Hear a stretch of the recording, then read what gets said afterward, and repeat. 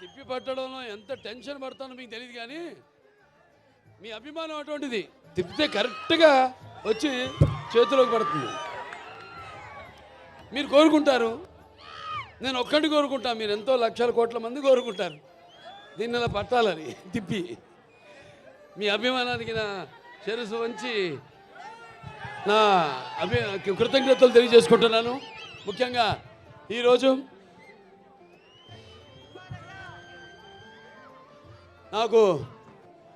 నన్ను ఈ పద్మభూషణ్ వరించిన సందర్భంగా ఇక్కడ హిందూపురంలో ఈ పౌర సన్మానం చేస్తున్నందుకు, అంటే ఒక రకంగా నాకు రెండో పుట్టినిల్లు హిందూపురం, మా నందమూరి వంశానికి. హిందూపురం అంటే నందమూరి పురం. ఇక్కడ జరుపుకోవడం అన్నది ఒకటి. ముఖ్యంగా ఇక్కడ కార్యకర్తలు ప్రతి ఒక్కరు, అంటే 10 లక్షల వాళ్ళు వెచ్చించిన వాళ్ళు ఉన్నారు ఈ యొక్క కార్యక్రమం కోసం. అలాగే 5 లక్షలు ఇచ్చిన వాళ్ళు ఉన్నారు, 1 లక్ష రూపాయలు ఇచ్చిన వాళ్ళు ఉన్నారు, అలాగే 50,000 ఇచ్చిన వాళ్ళు ఉన్నారు, 10,000 ఇచ్చిన వాళ్ళు ఉన్నారు, 1000 రూపాయలు ఇచ్చిన వాళ్ళు ఉన్నారు, అలాగే ఒక 50 రూపాయలు కూడా ఇచ్చిన వాళ్ళు ఉన్నారు.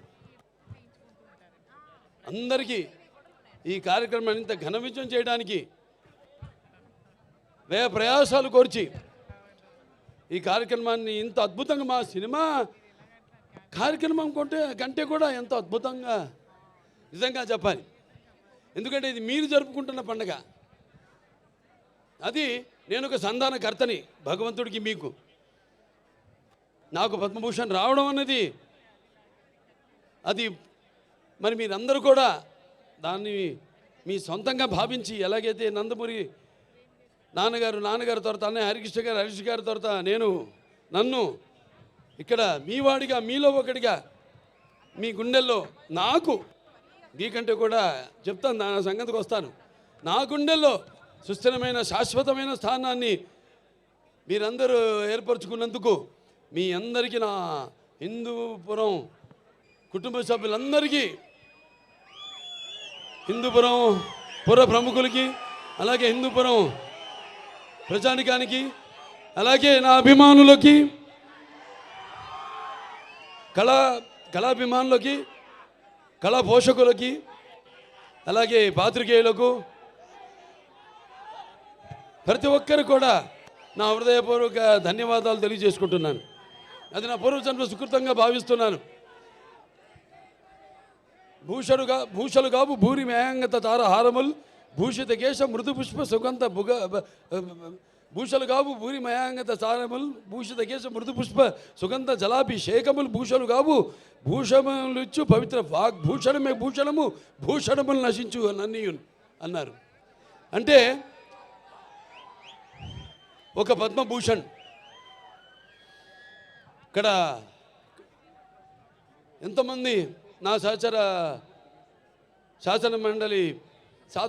సభ సభ్యులైతేనేమి, శాసన మండలి సభ్యులైతేనేమి, అలాగే లోక్సభ సభ్యులైతేనేమి, రాజ్యసభ సభ్యులైతేనేమి, నా అందరున్నారు నా సహచర.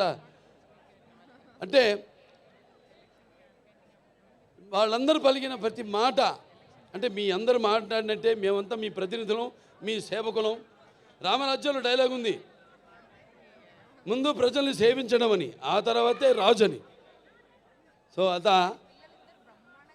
మీ అందరికీ ఒక్కొక్కరికి మీరు మాట్లాడిన భూషలు కావన్నాను, నా భూషణములు ఏవైతే ఉన్నాయో అవి ప్రతి ఒక్కరు ఇక్కడ విచ్చేసిన ప్రతి ఒక్కరు కూడా ఈ స్టేజ్ మీదకి వచ్చి మాట్లాడినట్టుగా నేను భావించుకుంటూ, మరి ముందుగా నాకు ధన్యమైన జన్మనిచ్చి నన్ను మీ అందరి గుండెల్లో ఆ మహానుభావుడికి స్వరూపంగా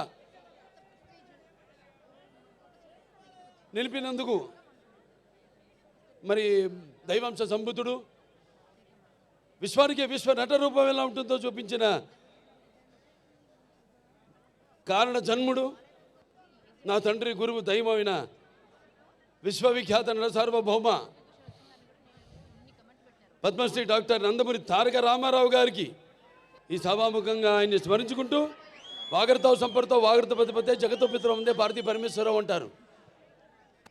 అంటే శివ పార్వతులతో పోలుస్తారు.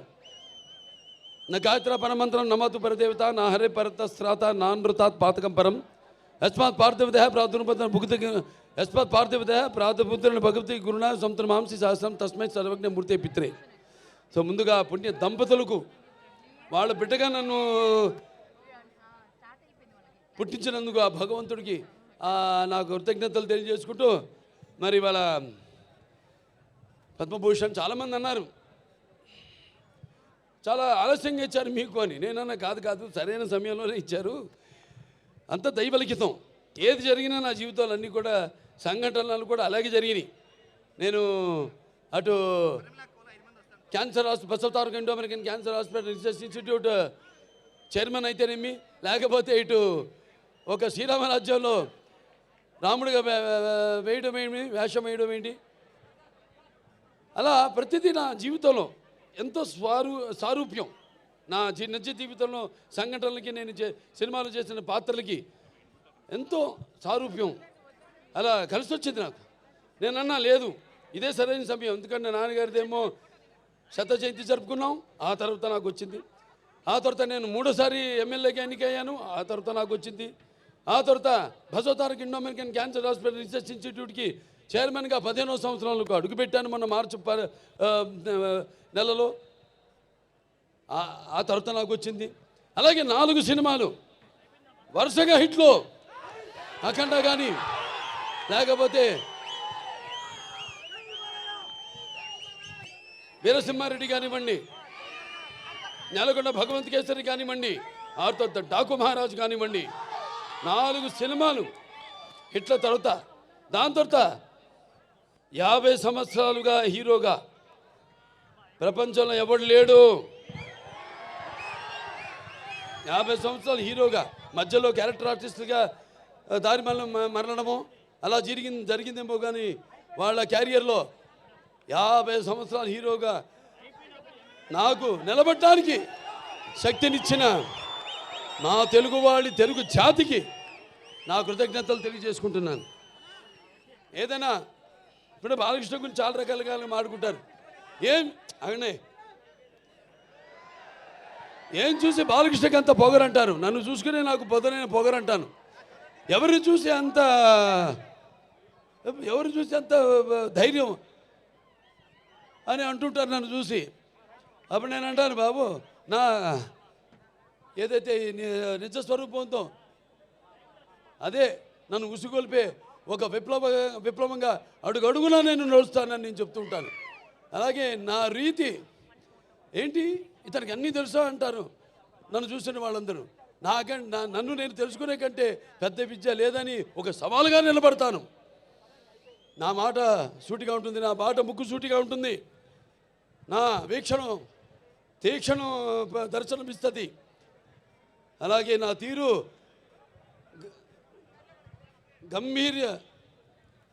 ఒక గాంభీర్య రూపంగా వెలుగుతూ ఉంటుంది. నన్ను మీరందరూ ఒక సినిమా నటుడుగానే కాదు నాకు తెలుసు.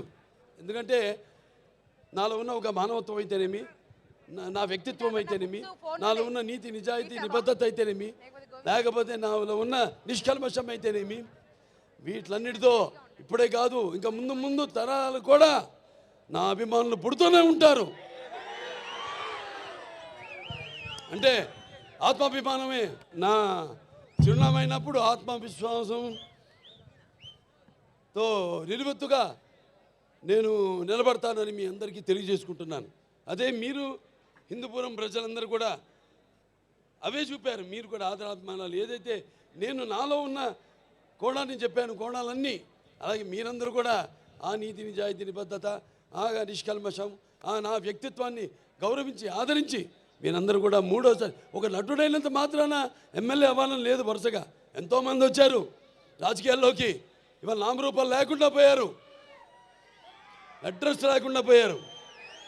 కానీ ఇవాళ ఇక్కడ పనులు చేశాం కాబట్టి నన్ను గెలిపించారు. ఊరికేదో సినిమా యాక్టర్ లేకపోతే రామారావు అబ్బాయి అయినంత మాత్రాన పనులు చేయాలి. ఎంతో కొంత మనం సమాజానికి కూడా మన వంతు బాధ్యత ఉంది ప్రతి ఒక్కరి మీద. అందరూ కూడా మన వంతు మనం సంపాదించిందే కాదు, ప్రజలకి ఎంత మనం తిరిగి సమాజానికి ఇచ్చాం అన్నది చాలా ముఖ్యం. అప్పుడే మనం చరిత్రలో చిరస్థాయిగా నిలిచిపోవడం కోసం కాదు. ఎన్నో పాత్రలు చేశాను నేను, అద్భుతమైన పాత్రలు. నాన్నగారు కూడా చేయలేని పాత్రలు, చేయాలనుకున్నా చేయలేని పాత్రలు చేశాను. అందులో ముఖ్యంగా గౌతమిపుత్ర శాతకర్ణి సినిమా. ఆ సినిమా నాన్నగారు చేద్దామనుకున్నారు, కొన్ని అనివార్య కారణాల వల్ల చేయలేకపోయారు. ఆ సినిమాను నేను చేయడం తటస్థించింది. మరి ఇవాళ మనం ఉగాది జరుపుకుంటామంటే ఒక కాలమాన పట్టిక మన హిందువులకి మనం ఒక శకాన్ని ఏర్పరిచింది ఆ శాలివాహన శకం, ఆ గౌతమిపుత్ర శాతకర్ణి. అలాగే సారే జహాసే హిచ్చా, అలాగే సారే జహాసే హెచ్చా హిందూ సీతా హమారా హమ్ బుల్బులే ఎస్కే ఏ గుల్ సీతా హమారా. ఇక్కడ ఒక సర్వమత సౌభ్రాతృత్వానికి, రక్తానికి జాతి లేదు, మాంసానికి మతం లేదు, చర్మానికి కులం లేదు అని చెప్పడానికి ఒక నిదర్శనం, ఒక ఆదర్శం మన హిందూపురం. ఇక్కడ అందరూ ముస్లిం మైనారిటీలు అయితేనేమి, హిందువులు అయితేనేమి, క్రైస్తవులు అయితేనేమి, అందరూ కూడా ఒక కుటుంబ సభ్యులుగా అందరూ కూడా ఇక్కడ సమాజ స్థాపనం చేసి ఇక్కడ అందరూ ఒక మంచి చల్లటి చక్కటి ప్రశాంతమైన వాతావరణంలో మనంతా ఉంటున్నాం. అది మన హిందూపురం ఒక గొప్పతనం. ఇక సినిమాల జోలికి వస్తే, ఈ నా నట జీవితంలో ఎన్నో పాత్రలు చేశాను, మీకు చెప్పాను. దానికి ఎన్నోసార్లు చెప్పాను. నాకున్న జ్ఞాన సంపదలో బ్రాహ్మణుని, ఐశ్వర్యంలో వయస్సుని, మంచిగా మాలని, మంచి ఎదురు తిరిగే మాదిగని, కష్టాన్ని నమ్ముకున్న కమ్మరిని, కొమ్మరిని, కంసాలిని, రజకుడిని, నాయ బ్రాహ్మణుని, కల్లుగీత కార్మికుడిని, కల్మషంలో అయితే యాదవుడిని, ఆపదలో ఆదుకునే వెలమని, వ్యక్తిత్వంలో రాజుని, అమ్మను మరిపించే కమ్మని, పౌరుషంలో రెడ్డినని, ఇలా ప్రతి సినిమాలో ఒక్కొక్క ఏ కథ నచ్చితే చాలు, అందులో హీరోది ఏ వర్గం మన తెలుగు జాతిలో అది కాదు. చరిత్ర సృష్టించాలన్న నేనే, దాన్ని తిరిగి రాయాలన్న నేనే. అదే నా నినాదం, అదే నా సంతకం. ఎన్నో అద్భుతమైన సినిమాలు. అందరూ నేను చాలాసార్లు అన్నా, నా రెండో ఇన్నింగ్స్ ఇప్పుడు మొదలైందని. చాలామంది ఏమంటారు, పాపం అంటే అది గ్రహపాటు. నేను వాళ్ళని ఒకళ్ళ పేరు పెట్టి కానీ వేలెత్తి కానీ నేను చెప్పడం లేదు. అది గ్రహపాటు. వాళ్ళు ఉచ్చ స్థాయి నుంచి, హీరో నుంచి మళ్ళీ క్యారెక్టర్ ఆర్టిస్టులుగా మారడం అది జరుగుతుంది. 4 హిట్లు ఇచ్చాం. రామారావు గారు నంబర్ 1 హీరో ఉండగా తెలుగు ఇండస్ట్రీలో, అంటే నిజం చెప్పాలంటే ఆయన పారితోషికం చూసుకుంటే, ఆయన చేసిన సంవత్సరానికి ఎన్ని సినిమాలు ఆ పారితోషికం లెక్కేసుకుంటే ఎవడు సూపర్ హీరో ఎవడు లేడంత పారితోషికం తీసుకున్నవాడు. అన్ని సినిమాలకి ఒక్కొక్కటి ఇండివిజువల్గా పారితోషికం ఉండొచ్చు ఎక్కువగా. అటువంటి సమయంలో ఆయన చలనచిత్ర పరిశ్రమ నుంచి నిష్క్రమించి సమాజం ఏదేవాళ్ళు, ప్రజలు ఏదేవాళ్ళు, నేను అందులో ఒక అర్చకుణ్ణి అని తెలుగుదేశం పార్టీని స్థాపించారు. అలాగే ఇప్పుడు 4 హిట్లు ఇచ్చిన తర్వాత నా రెండో ఇన్నింగ్స్ మొదలవుతుందని చెప్తున్నా. అది నేను చెప్పొచ్చేది. ఇప్పుడు చూపిస్తా ఇక్కడి నుంచి. అస్సలు చూడు, ఒకవైపే చూడు, రెండో వైపు చూడాలనుకోకు, తట్టుకోలేవు, మాడిపోతావు. ఇప్పుడు చూస్తారు, ఇక్కడి నుంచి చూపిస్తా. అసలు చలనచిత్ర పరిశ్రమ ఇక ముందు ఎటువంటి సినిమాలు, ఎటువంటి అంటే మీరు ఊహించని, మీకు మీ అంచెలకు కూడా అందని సినిమాలు ఎలా చేస్తారో ఇక మీరు చూస్తారు. అంటే ఇదంతా ఒక సినిమాలు చేసేయాలి ఎక్కువని కాదు, లేకపోతే నాకు వయసు అయిపోతుందని కాదు. ఆలోచనలు బాగా వేడివేడిగా ఉన్నప్పుడే పంచపక్ష పరమన్న పుట్టించాలి. మన అందరూ అన్నారు, పంచకట్టులో ఎన్టీ రామారావు గారిని గుర్తు చేశారు మన పద్మభూషణ్ అని. దాంట్లో మన మంచి పద్యం ఉంది, తీనారెడ్డి గారు రాశారు. దాంట్లో మరి పంచపక్ష పరమాన్నం ఉన్నా మన ఆంధ్ర ఏమంటే మనం గోంగూర పచ్చడి కోసం గుటకలేవాడు, గోంగూర పచ్చడి కోసం గుటకలేవాడు, అదే కండువాలు ఎనిది గడపైన దాటని వాడు ఎవడయ్యా వాడు, తెలుగు వాడు ఇంకెవ్వడు మన ఇంటి వాడు అని. అలాగే మన భాష, ఇందాక చాలామంది చెప్పారు డైలాగులని. మరి తెలుగుదేలా ఎన్న దేశము తెలుగు ఏన తెలుగు వల్లముండ తెలుగు కండ ఎల్ల నృపులు కలిపి ఎరుగవే భాషాడి దేశ భాషలందు తెలుగు లెస్స. మరి మన భాషని మనం ఏమంటాం, బయట వాళ్ళు అంటారు ఇటాలియన్ ఆఫ్ ద ఈస్ట్ అని. మరి అటువంటి భాష మంది. ఆ భాషలో తెలుగు జాతిలో మనం పుట్టడం మన పూర్వజన్మ సుకృతం, మనందరం కనపడాలి. అలాగే తెలుగు భాష కూడా మనం మాట్లాడుతున్నందుకు మనం ఎంతో ఆనందించాలి. సో అటువంటి ఈ యొక్క పద్మభూషణ్ సరే నాకు కోరిక తీరుతుంది, అది నాకు కూడా తెలుసు. ఎందుకంటే సమాజంలో ఎన్నో సంస్కరణలు తెచ్చారు చాలామంది, నేను కాదన్ను. సమాజంలో చాలామంది ఎన్నో సంస్కరణలు తెచ్చారు, కానీ అవి కథల వరకు, లేకపోతే పుస్తకాల వరకు, లేకపోతే అవి నెరవేరకుండా ఉండే ఎన్నో సంస్కరణ కోసం ప్రయత్నించడం జరిగింది. కానీ ఒక ఎన్టీఆర్, నేను చెప్పాను ఎన్టీఆర్ అంటే కేవలం నందమూరి తారక రామారావు గారు కాదు. ఎన్ అంటే నటనాలయం, ఇల్లే ఒక నటనాలయం. టీ అంటే తారమండలంలోని తారక ధ్రువ తారకుడు. ఆర్ అంటే రారాజు రాజర్షి రాజకీయ దురంధరుడు, రమణీయ గమనీయ సౌమ్య గుణధాముడు ఎన్టీఆర్ అని. మరి ఆయన నిరుపేదలకు, అట్టడుగున దారిద్ర రేఖ దిగువ ఉన్న వారందరికీ కనీస అవసరాలైన కూడు గూడు గుడ్డ ఇచ్చిన ఒక మహానుభావుడు నందమూరి తారక రామారావు గారు. సరే, ఆయన బిడ్డగా, ఆయన ఒక ఆర్టిస్ట్గా, ఆయన వారసుడిగా దాన్ని పరంపరను ముందుకు తీసుకెళ్ళడం, అలాగే ప్రజాసేవలోకి ఎమ్మెల్యేగా అయితేనేమి, లేకపోతే బసవంతారక ఇండో అమెరికన్ క్యాన్సర్ హాస్పిటల్ అయితేనేమి, లేకపోతే నా ఎన్బికే ట్రస్ట్ ద్వారా అయితేనేమి, నేను ఒక్కడనే కాదు, భావస్తురాణి జన్మాంతర సహృదాణి అన్నాడు మహాకవి కాళిదాసు.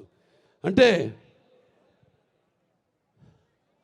పూర్వజన్మలో మనకున్న పరిచయంతో ఈ జన్మలో ఒకరిద్దరిని మనం పొందగలుగుతాం ఆ వాసనతో. కానీ ఎన్ని వేల లక్షల కోట్ల మంది అభిమానులు పొందడం అంటే అది మరి ఏ రుణానుబంధమో, ఏ జన్మల అనుబంధమో, ఏ విడదీయలేని అనుబంధమో కదా అని నాకు అనిపిస్తూ ఉంటుంది.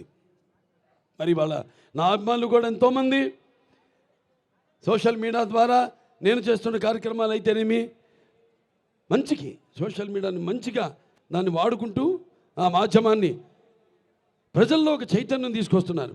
అలాగే ఎంతోమంది మన అనంతపురి జగన్ గారు ఉన్నారు, లేకపోతే గ్రంథాల చైర్మన్గా మా గౌస్మతి నాయన వీళ్ళ పుట్టినరోజు కూడా అనుకుంటా. ఇక్కడ గౌస్ భాయ్ తుమ్మే జన్మదిన ముబారకో, అల్లా తుమ్మే లంబీ ఉమర్దే.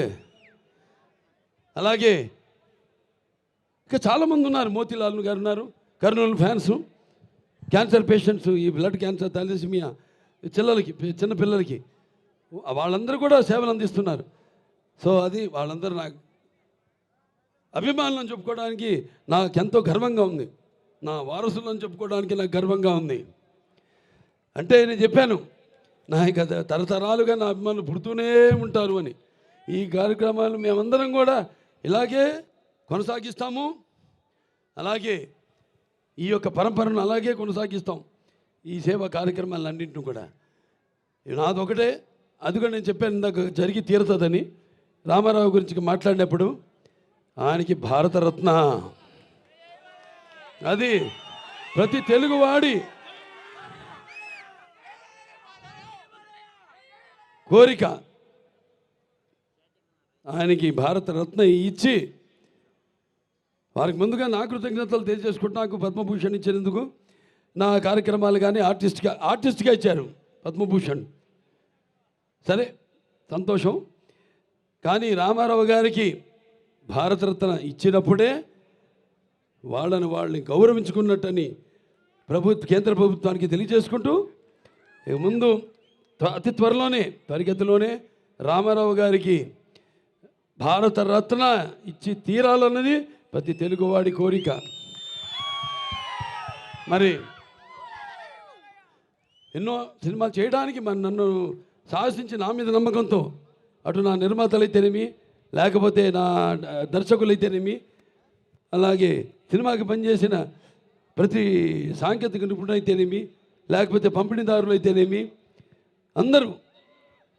అందరూ కూడా కష్టపడటం వల్లే, అంటే కృషితో నాస్తి దుర్భిక్షం, సమిష్టి కృషి, వీళ్ళందరూ కృషితోనే ఈరోజు ఎన్ని విజయాలు నేను సాధించగలిగాను.